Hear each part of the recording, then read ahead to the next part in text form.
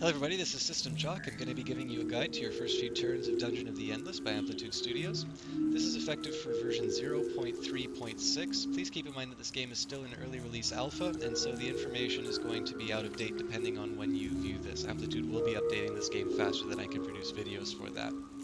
With that in mind though, let's take a look at the two characters that we generated when we started this dungeon. We start off with Sarah and with Opbot. Now, the thing that I'm really looking for in these two starting characters are the passive skill Operate and their Wit stat. You'll notice that Sarah does have Operate, Opbot does not, but he has a higher Wit. Now, an advantage of having played this game a couple of times is that I know the first level that Opbot gets, he does gain the Operate skill. And so in this case, I have two characters that can operate, but one with a higher Wit. And so the distribution of labor that I want is basically to have Opbot at the back of the base, generating as many resources as I can, while Sarah opens up the doors. Now, one problem with this is that both of these characters aren't ideal in terms of doing too much combat, but they are fast, so I can run back to some safer rooms if it comes down to it. Now, of course, at the start of the game, you only have one option for a door to open, so let's start with that.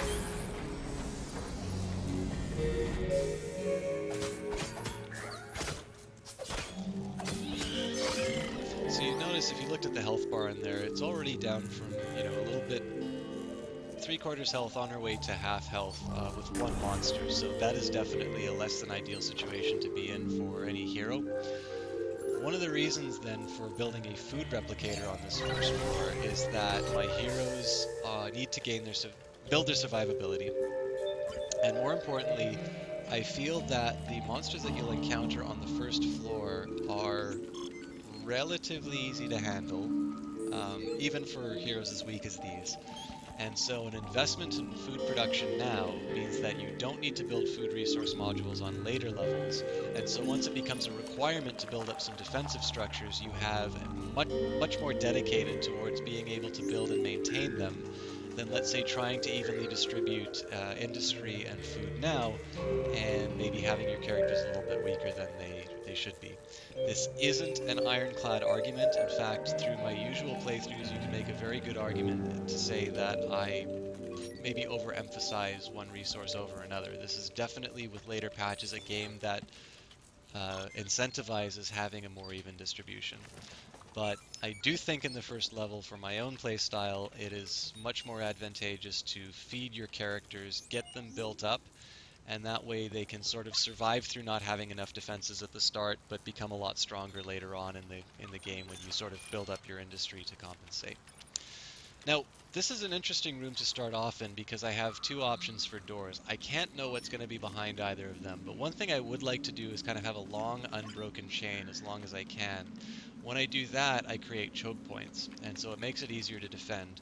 Consider that if I open this room here and this room here, I do have 2 more rooms worth of power, but if I continue doing that, there's now 2 potential places that monsters can come through, and so 2 potential places that I need to defend.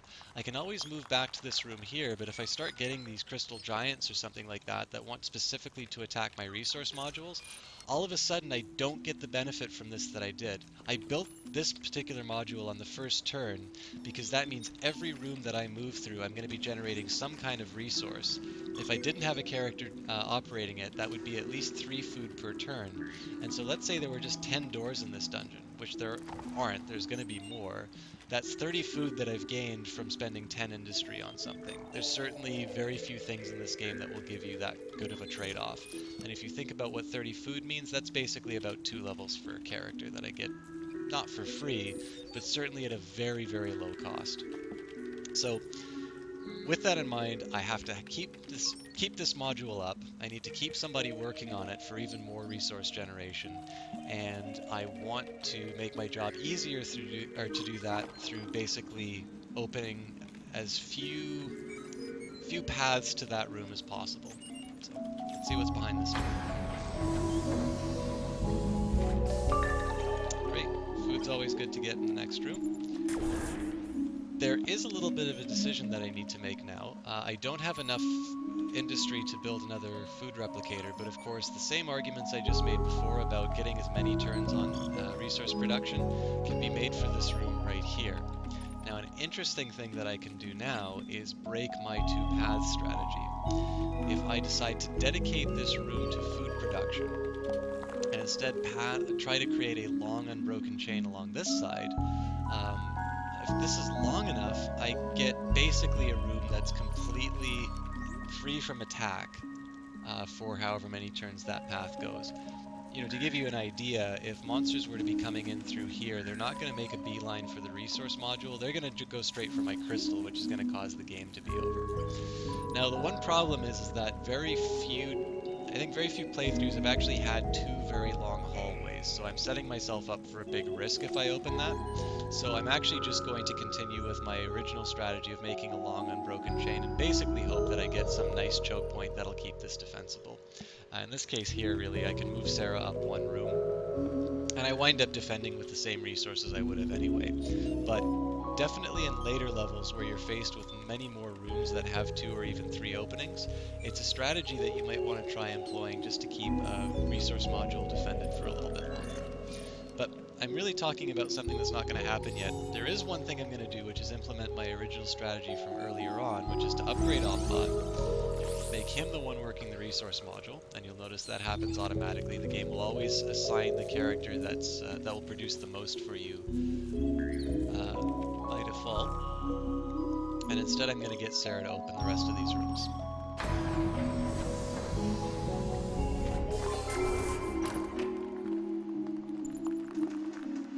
Right, the Fuzi isn't a very good find to get right now, just because that's a heavy weapon. I believe Gork is the only character that can use these at the opening of the game.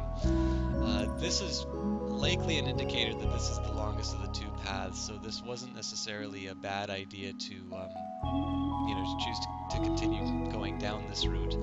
I think I am going to try and be a little bit greedy and build another food resource module, and what I'm going to do instead, because I know I have enough power for this and one other room, I'm actually going to move Opbot up 1, and basically just shift my defenses one point over.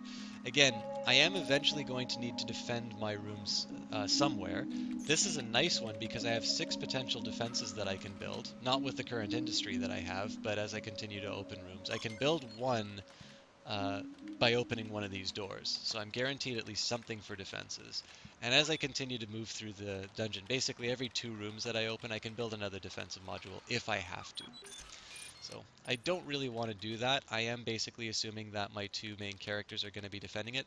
But you'll notice now that I get 11 food per turn. I can actually already upgrade Sarah, and next turn I'm going to be able to upgrade her again. I'm not going to do that actually. What I'm going to do is upgrade Opbot because he gains wit, which means I gain even more food production. But in fact, it might have been a better idea to try to upgrade Opbot, except for the fact oh no, I did have enough food for that. So that was a little bit of a mistake on my part. That would have been enough extra food per turn that I gained. But that is only 1 food that I lost for that 1 turn, so it's not as bad. You'll see what I'm talking about when I open the next room and upgrade him.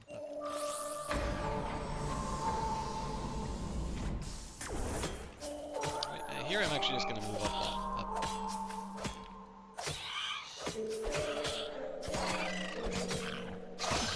So it turns out actually that upgrade on Sarah wasn't necessarily bad. I didn't need to move her back to the other room for that. But let's take a look what happened. When Opbot isn't operating the resource, I gain 8 on its own.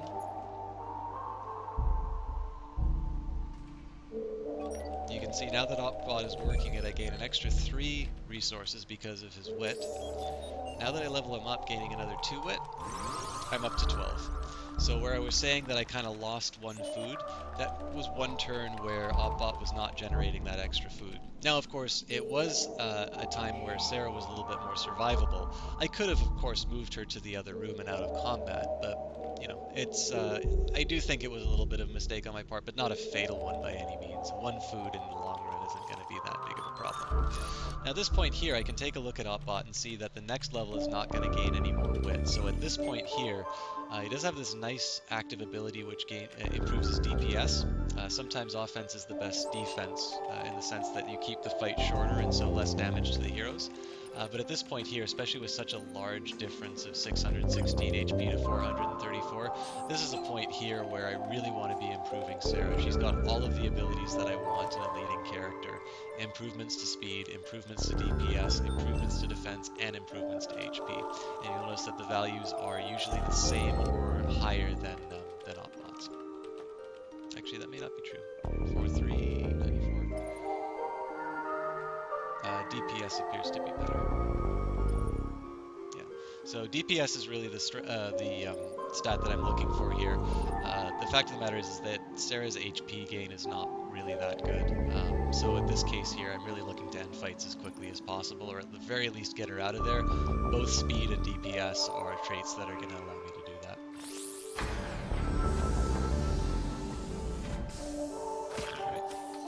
So this time I'm just going to move back a little bit. That gives it a chance. You'll notice that, oh, these two move at the same speed. Some of the monsters do actually move at different paces, so there is an argument to be made for trying to make a, the long trip. But sometimes you're going to notice that you get overwhelmed by some waves of monsters as well, so it is very much a situational decision that you make.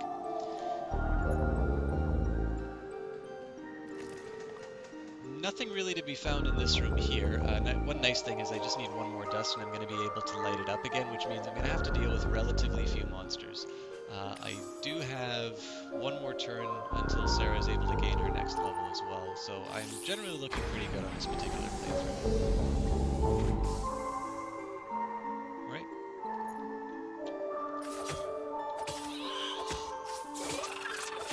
This is a situation where I want to probably move Sarah out. Nope, she can handle it. There have been some complaints in the forums about this game and not having the ability to kind of micromanage your combat. I'm not entirely sure this is a fair criticism of the game, because a strategy of moving a hero in and out of a room to either mitigate the damage that they gain or maybe, just sort of stagger the number of monsters that you have to deal with, that actually can make a huge difference in terms of a fight. So I will definitely concede that it's not a real-time strategy game where you're assigning each individual hero and sort of dictating what enemy they're fighting. But there's certainly quite a bit more strategy in terms of these fights than I think some people give it credit for. So if you notice that you feel like the fights are becoming a little overwhelming, just remember that if I had Sarah tanking that entire fight and she was close to death, I could move her out. I'd want to do that fairly. I wouldn't want to do that at the last minute, just simply because you'll notice it does take her a while to move in and out of the room. But think of it this way. If she's down to, let's say, a quarter health, I can move her out of the room. Now the monsters focus on Opbot. I can move her back into the room, and all of a sudden the damage is being distributed a little bit more evenly. I can even move her to the rooms, for that particular fight, I can move her to the rooms that are the shorter distance. Of course, if there were more monsters coming through this way, that would be a terrible strategy. But for that fight, I did have the option of basically moving her through here or moving her through here. And so what that does is that ceases to be a 434 health character taking all of the damage, and instead of being divided between a 600 health character and a 400 health character. You can definitely see the advantage to that, and if you haven't tried it in your own games and you're having trouble with combat, I strongly recommend you give that a try, because I think you're going to find that it maybe makes your characters a little more survivable. Now with that in mind, Sarah's HP is simply too low, so I'm going to level her up. There's a little bit of danger here, of course, because I only have 5 food right now, and so if I needed to do an emergency heal, I can really only do that once. Fortunately, though, I know that I'm going to generate over 10 per turn, so that actually means I have 3 heals, because I'm going to gain that food by opening one of the doors.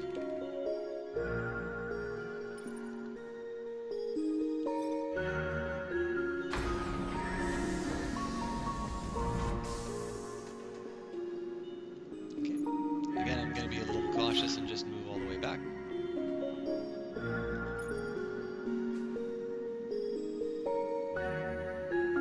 You can see I got a couple of free hits as the thing's moving in, so the first monster was killed before he got to really do any major damage, and both of these characters can focus down the creature that seems to be dedicated to killing your heroes.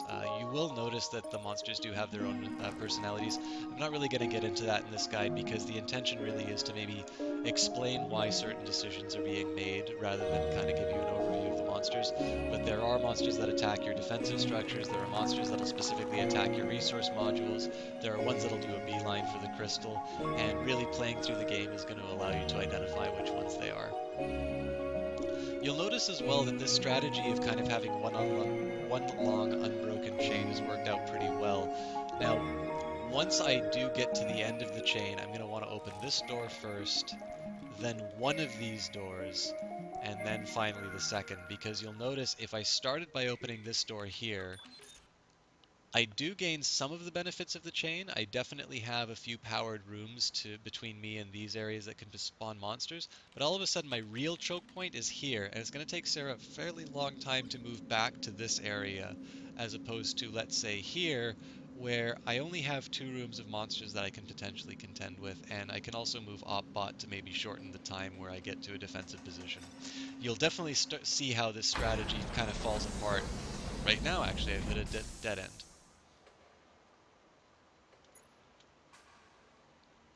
So at the moment here, there's 3 rooms that can generate monsters. This one isn't going to because it's powered.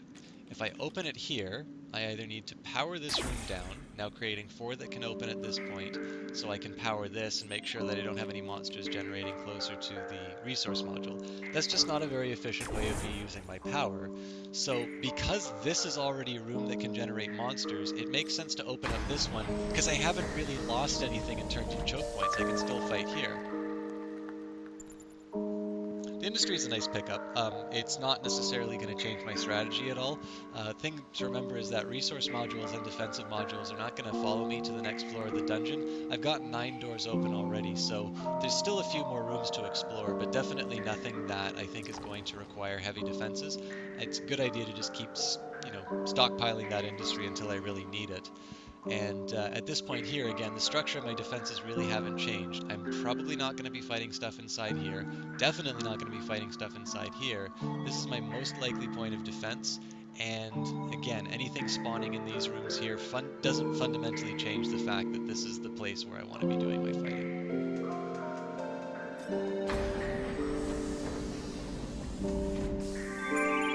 So here's the exit. Not the best location for one, if I'm totally honest, but I'll maybe deal with that when we start talking about exiting this level.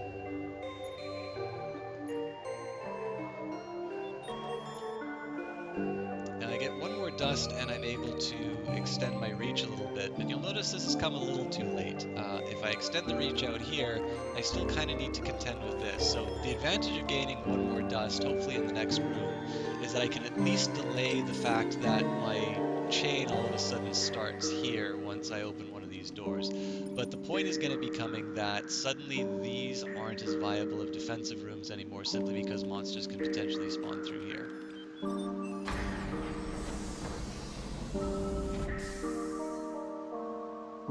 Alright. So I don't have a major advantage to rushing into this fight. I can also sort of see what's coming towards me. Definitely, if I can get a few free hits on one of these creatures, this will be good.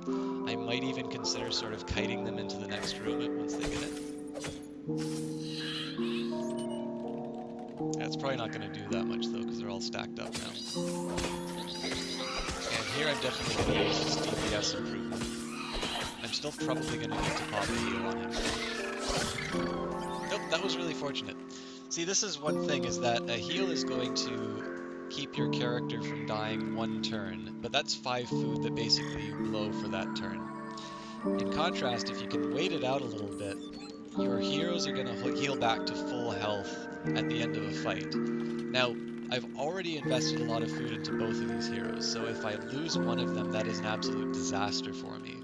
But the nice thing about that DPS ability was that it shortened the fight, it prevented me from using that healing ability, and so all of that food can now go towards upgrading my characters. And because I haven't done it for a couple of turns, this is now 65 food that I can put straight towards improving my survivability in the dungeon. You'll notice that at 30, the level 4 upgrade is fantastic for Sarah. 5 extra DPS, 2 extra speed, a little bit more HP. Definitely a character who you want to get some levels on right away. And 35 is a fairly inexpensive upgrade. This also gives her the ability to repair, which I haven't needed to worry about on this particular dungeon, but this is a really helpful one to have, especially if you've got defensive modules. Let's say I went, nuts and built 6 defensive modules here that were immediately attacked by enemies. Sarah would be repairing these at the end of each turn, so I wouldn't need to worry about rebuilding other ones. Opbot did start off with this ability on his own too, so it's not really that this was a major advantage in this particular dungeon, but having 2 heroes that can heal things is not a bad idea. If one of them's in let's say I move Sarah up here to deal with the combat, not bot here to repair the modules, then I can move Sarah back and we have something that's a little bit more survivable if there's a massive wave. It's not going to happen on the first floor, but on the third and fourth floor, that's definitely going to give me an advantage. One shame is that I didn't actually get an extra unit of dust, just because it would have been really nice to power up this room here. Because I kind of want to focus on enemies coming through one area here, I am going to recede a little bit in terms of my potential defensive positions, just so I only have one area to deal with. But let's see what happens behind the seven. Alright, food's a great find. And you can see that was a good idea for me to hold back on that, because I have got a fairly scary wave coming in with no advantage to my DPS. So again, always ideal to deal with these things one at a time. This is definitely a much more survivable fight for my heroes. And I'm going to move Sarah out of here really quickly.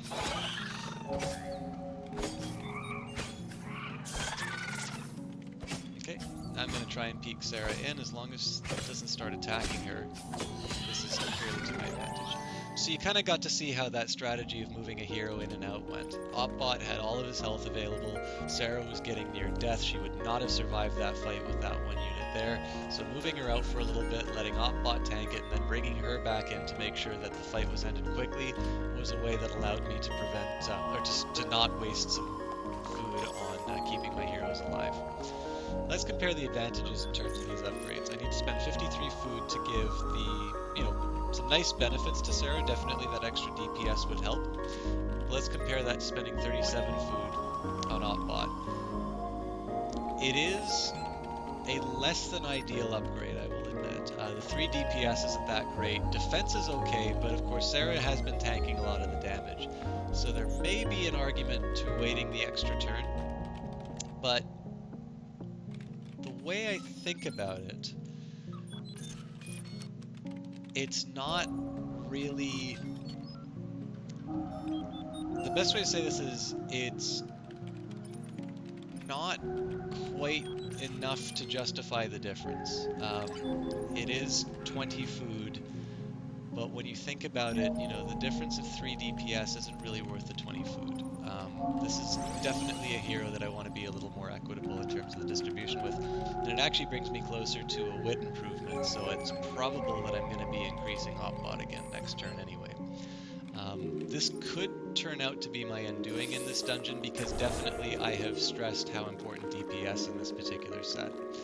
But I think the ability to generate resources in the early turns is too good of an opportunity to pass up. So we'll see whether or not the decision turned out well. It probably won't be realized on this floor, but it's, these are the sorts of decisions that kind of make Dungeon of the Endless interesting. I definitely think that losing is as fun as winning in this game. It's not a game that you play if you really kind of have to win all the time, but sort of making tactical decisions like this of saying that, do I want to maybe more evenly distribute the benefit that I have between my heroes, or do I want to make one character a highly focused, sort of tanking machine? They're the sort of things that make this game quite replayable, even with the, even in its early stages. I think the biggest argument for the decision that I made just a moment ago by upgrading Opbot is the fact that really my strategy at these later elements of the dungeon have definitely been to make sure that I move Sarah intelligently in and out of these rooms, which means that I am focusing on spreading out that damage, and certainly Opbot is my secret weapon now with 700 health. There's even an argument to be made to try and move Sarah back into the other rooms while Opbot is the front line. But with that in mind, I've lit up this room here so I can focus on defenses in this area, but I'm now in the door I wanted to open the least, which is the one right next to my crystal. The advantage is I've opened 12 doors, so really I gotta be getting close to the end of this dungeon as a whole. But I definitely want to keep Opbot in this room, because there's so many rooms that any monsters that generate here have to go through. But if there's something that can damage my crystal that's in this room here, I want to be able to deal with that immediately. And whether that's Sarah or whether that's Opbot, I don't care. The thing needs to die before it gets in this room here. Alright, science is a nice upgrade to have. I didn't run into any endless artifacts here, which is a bit of a shame. But now I need to start considering how I am going to exit this dungeon. when I pick up the crystal, monsters are going to be spawning in all of the unlit rooms.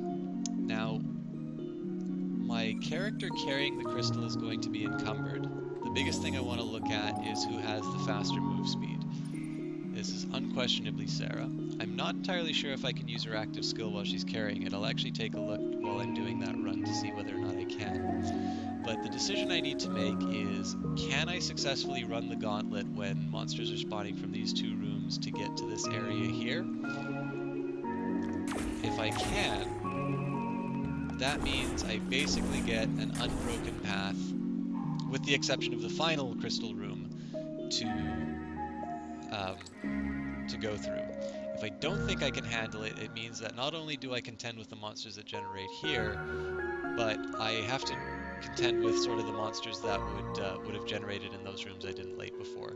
It is a little bit of a gamble what I'm doing in terms of allowing monsters to spawn here, but the way I'm going to mitigate that risk is by putting my tanky character up front here. I'm going to position Sarah to take the crystal when necessary. And effectively what I'm going to do is I'm going to see what spawns. I'm going to move Opbot to the position I think that is most ideal, and then I'm basically going to let Sarah run the whole way to the exit without really paying too much attention to her.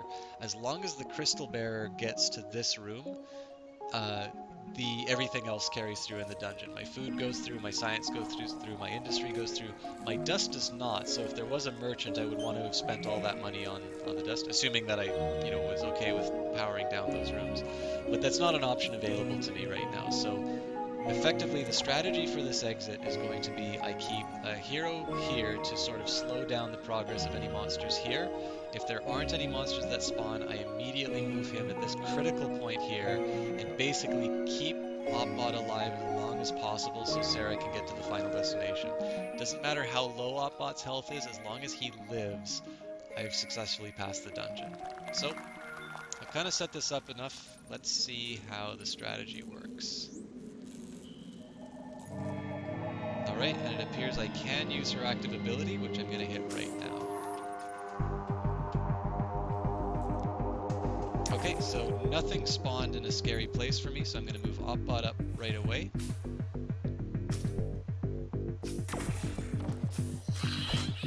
Okay, notice Opbot is dealing entirely with these monsters, so Sarah gets an unbroken path to the exit. And it's a piece of cake.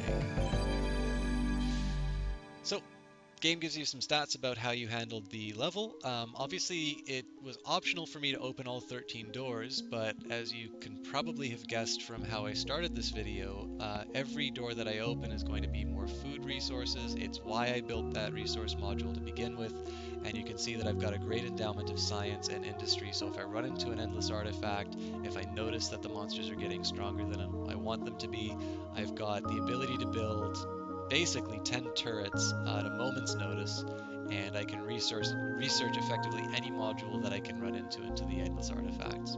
So I hope this gave you an idea of what Dungeon of the Endless is like. I hope it maybe taught you a couple of things that you hadn't considered or ways to approach problems. But in the end, I just kind of hope that it gave you some ideas of how you can think about how to progress through a certain room. While the game is randomly generated, the decisions that you make in each room are not. There's definitely at every point a decision that you can make that's going to determine whether or not you get to the very end of the game or whether you die on the third level, which is really kind of the make or break point for a lot of runs. So I think thinking about what resource you want to prioritize, deciding why you're leveling a hero rather than just automatically picking some kind of a tank or somebody who has the highest DPS, and also being a little intelligent in terms of how you move your heroes between those rooms are going to allow you to get a little bit further than you have in the end. So if you have any questions, if you have anything that you'd like to see in a future video, please feel free to leave some comments down below. If you'd like a more comprehensive guide to Dungeon of the Endless, please also click the link into my Steam guide, which gives you all of the details in terms of getting started with that. With that in mind, thank you to Amplitude for creating such a great game, and thank you for watching this video.